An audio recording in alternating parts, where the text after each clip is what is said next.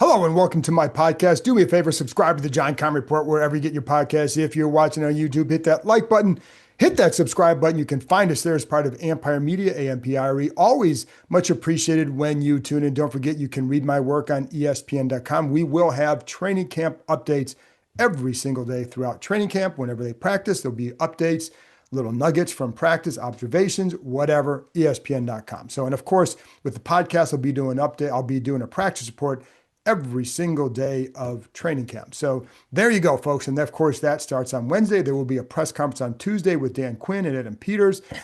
Any updates on Terry McLaurin, we'll get there.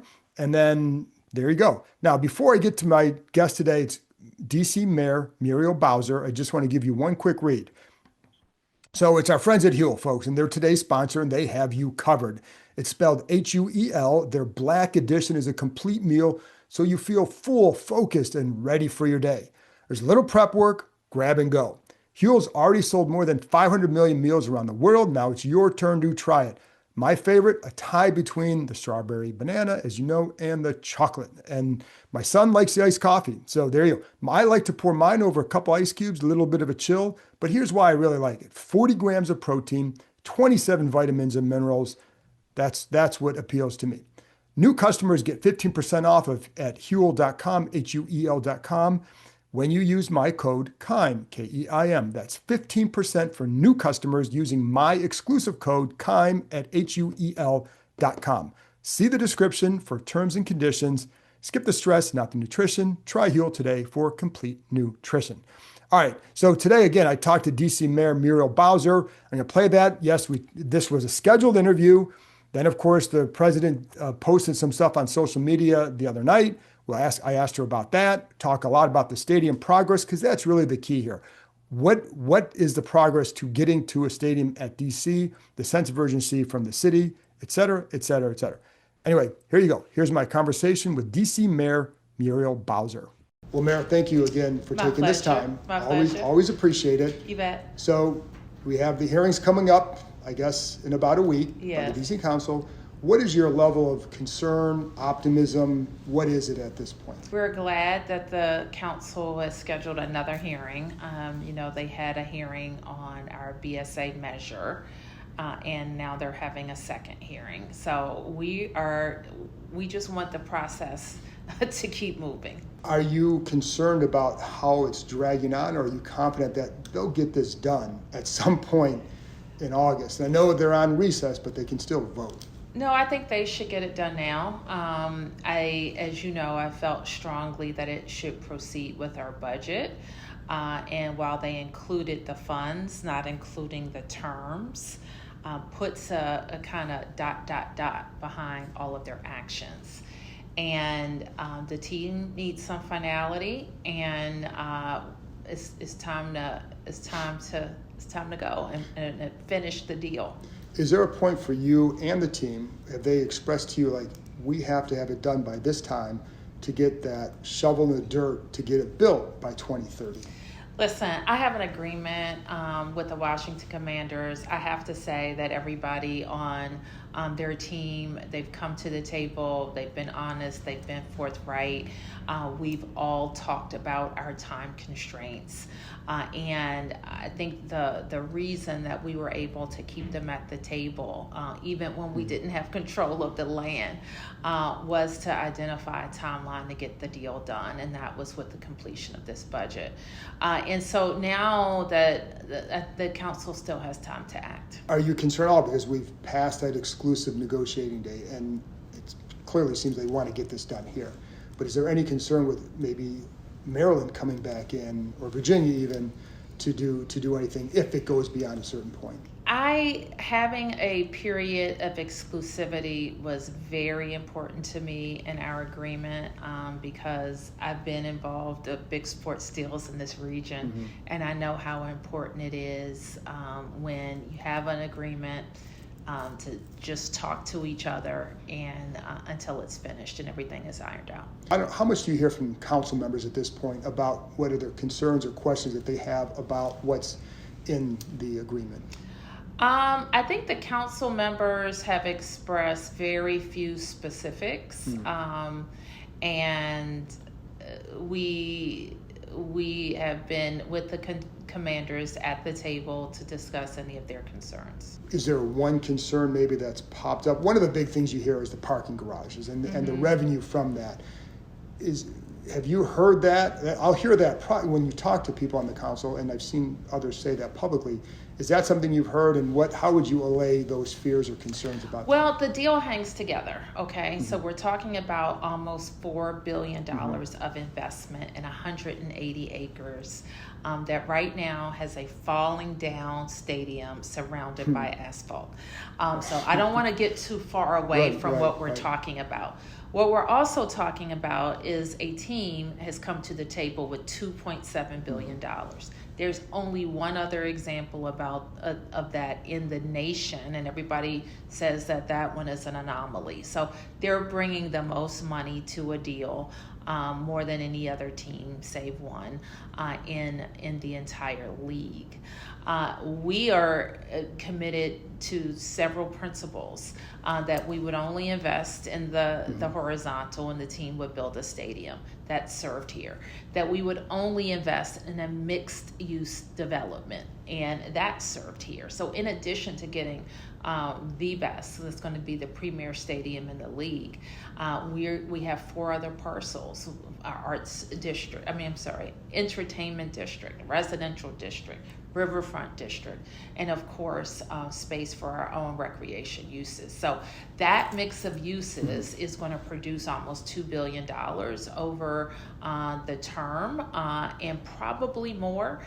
The thing that I think I note about the agreement we advanced to the council was that it was very conservative in the tax revenues that would be generated from this. So we feel pretty good about what we're putting in and contributing, and even better about what the team is. What have you heard from people in the community? Every time someone sees me, they say, "Look, get this done. Bring our team home." What is that council doing? Are they crazy? The other part is, too, the 2030 date. And I mentioned that for the commanders. That's a big deal. How important is it for you guys to be involved with the possible Women's World Cup?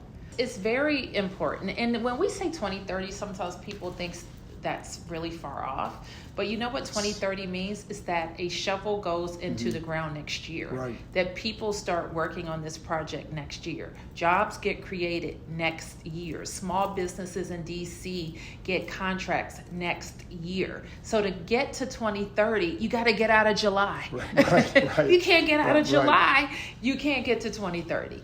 What happens? They vote, they approve it. What happens next? How quickly can you get that shovel in the dirt if they end up voting for it? I think that they're going to start some infrastructure work. They could in the early part of next year, and really get a shovel in the ground by this time next year. Okay. And then, of course, on Sunday, there was another social media post by the president about the team name, about the stadium. First of all, when you see this, what's your reaction to President Trump saying he could possibly, force an issue with the deal if they don't change the name? This is what I believe. I've had the opportunity to speak on a couple of different occasions with the president about this site and about our team. And I can say this without equivocation. He is a Jaden Daniels fan. Okay. And he has said, and he said himself in the presser we were at, that this is probably the best site of any site he's seen for a stadium. So I have to think that, that's what I've heard him say, and that's what we'll stick with. Does he have the authority to have an impact on scuttling a deal like this? Do you know? Let me just tell you, we're talking about the agreement with the team, but even before we got that, I secured control of the land. Last year, this time, the National Park Service had control. We had a very limited lease. We can only do recreation uses. It expires in a few years. So we, as the city, couldn't make any investments in it really, other than, beyond maintenance and the demolition of the stadium. But when we secured administrative transfer for 99 years. That all changed. And so the city and the team, we got together and said, let's do a transformational project for the generation and for the next one. And we feel pretty good about where we are with that. We've done a lot of transfers with the federal government.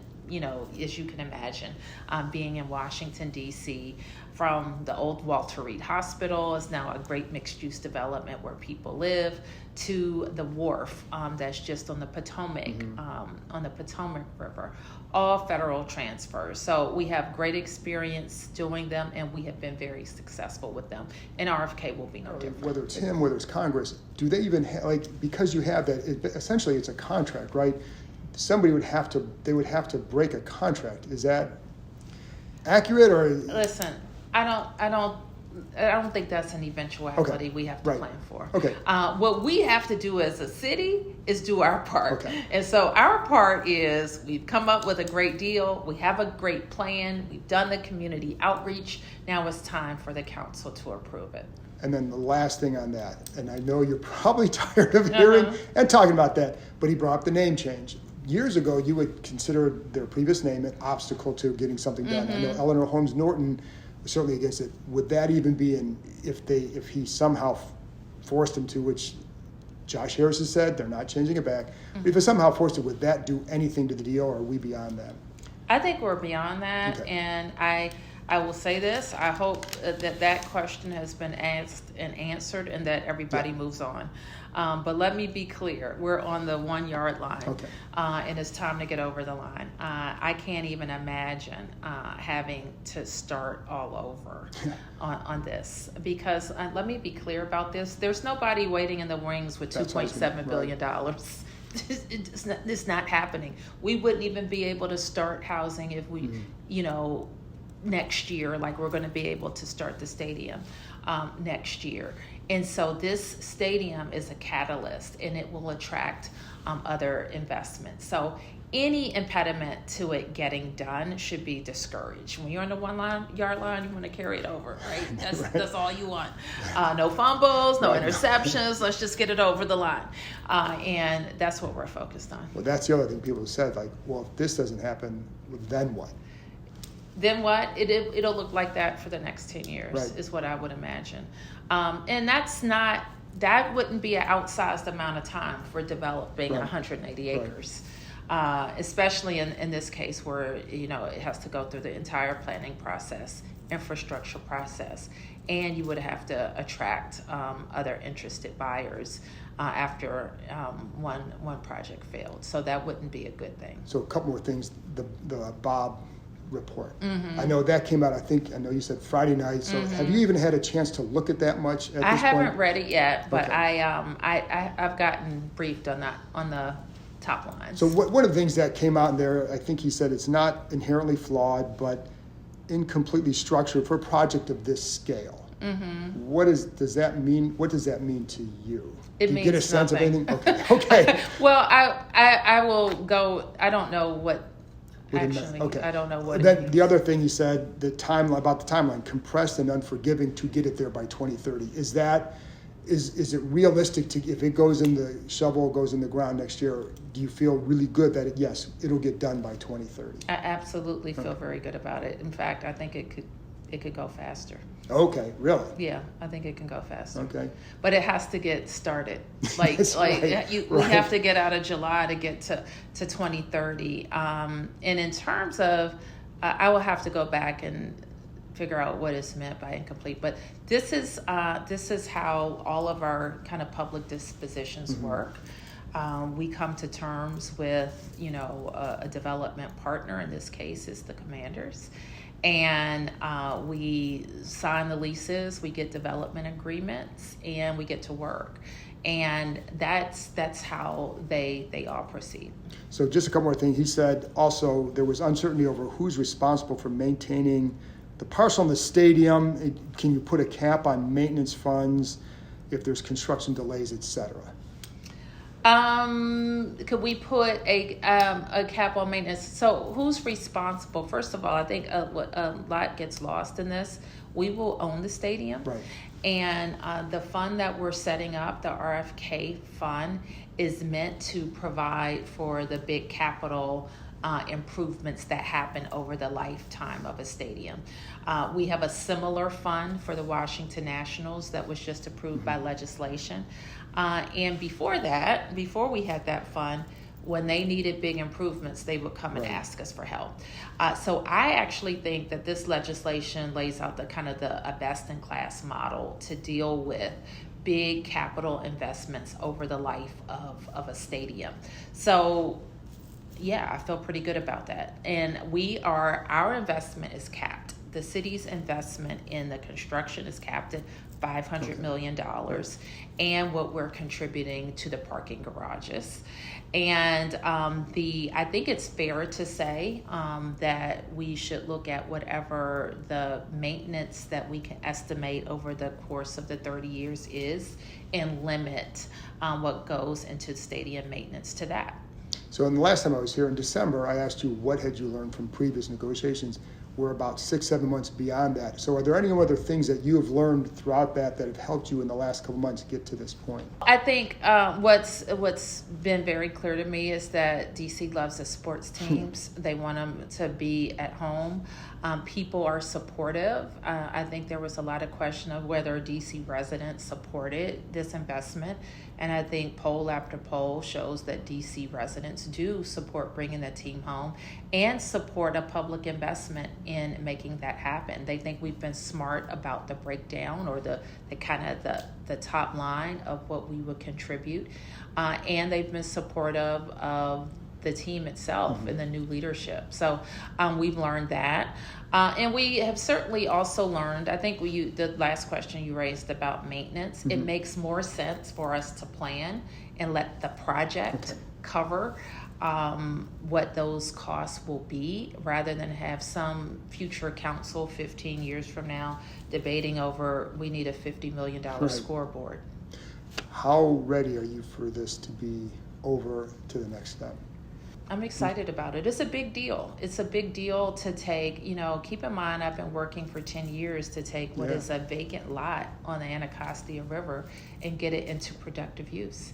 So it represents switching gears. We go from the recruiter to the deal negotiator.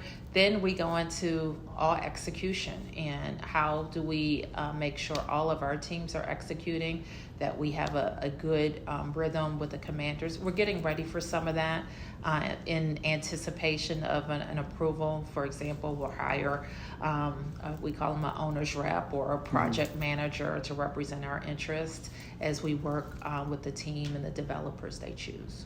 The last thing, throughout this process, seems like there's a lot of ups and downs, right? So what's it been like for you just dealing with these ups and downs? That you go from possibly it being dead in December, and then you got the press conference, then you got this, and you got president coming out, but you have the votes getting pushed. What's it been like with all that? It's been like that for 10 years. Yeah. And so this is what I tell all of our folks. We just don't stop. We're just going to keep coming. If you go this way and we got to figure out how to go with you, but I will not give up. Right. I will not give up. This will happen. Mayor, I appreciate your Thank time. you. Thank you.